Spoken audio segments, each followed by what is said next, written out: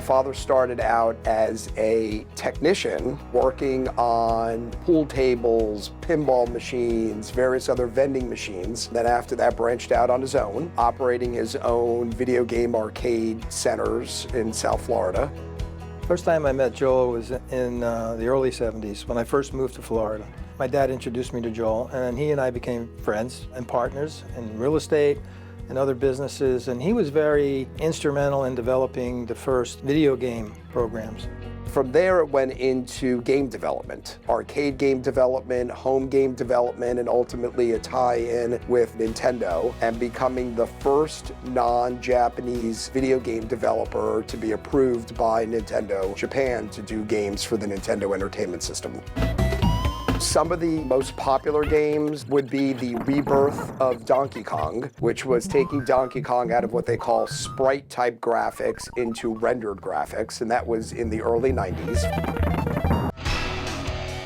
007 GoldenEye, probably one of the best for its time in the late 90s. He's a very intelligent man. He laughed, he joked all the time. He was 10 years older than me. Every time we were together, we were like two kids. Our wives would get nuts with us because we were just banter with each other all the time. It was a special, special friendship.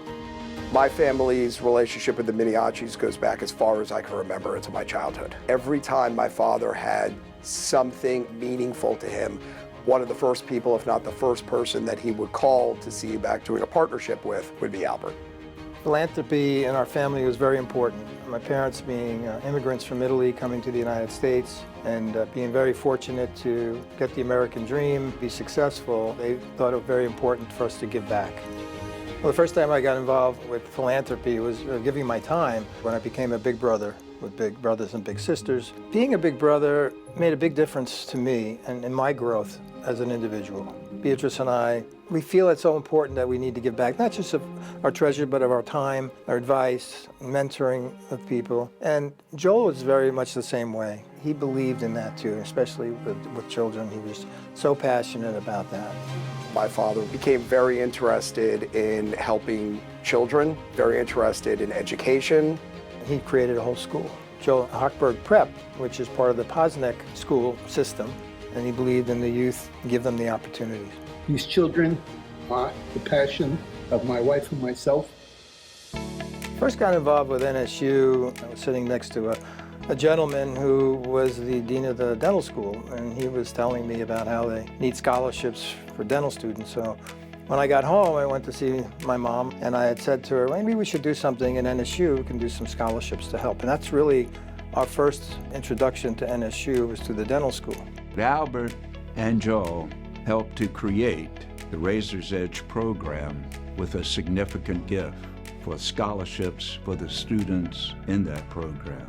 And I said, Joel, this is something we could do together. And then we had dinner with George Hanbury. And of course, George knows how to work you pretty good. So next thing you know, Joel and I were outbidding each other and say, what are we going to donate and what are you going to donate? And finally we agreed and we'll match each other.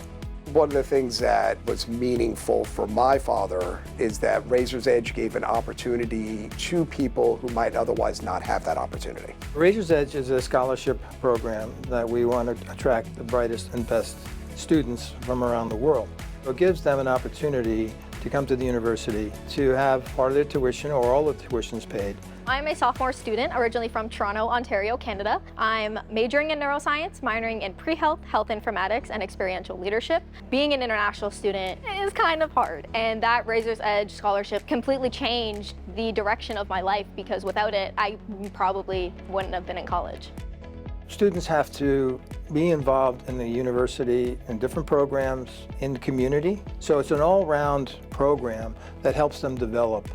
I'm a part of the Razor's Edge Leadership subsection program, and I believe that the leadership aspect has truly given me the confidence in my leadership abilities to apply for certain jobs and take on certain leadership roles.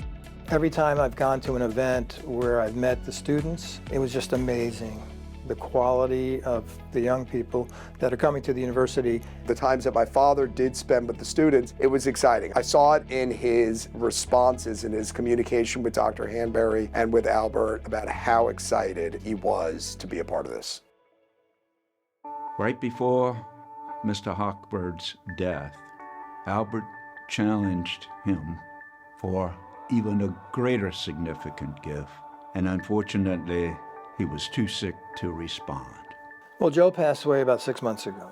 Very disheartening for me because I didn't get a chance to see him. The last I talked to him, we said we loved each other and we'd see each other soon.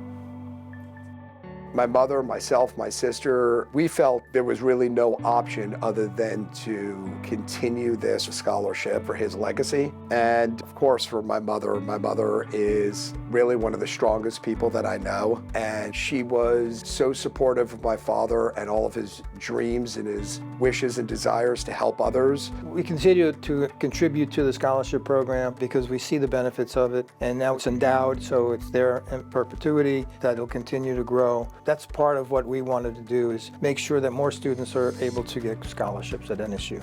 And we now have a name for the Razor's Edge program, the Hochberg Miniaci Razor's Edge program at Nova Southeastern University.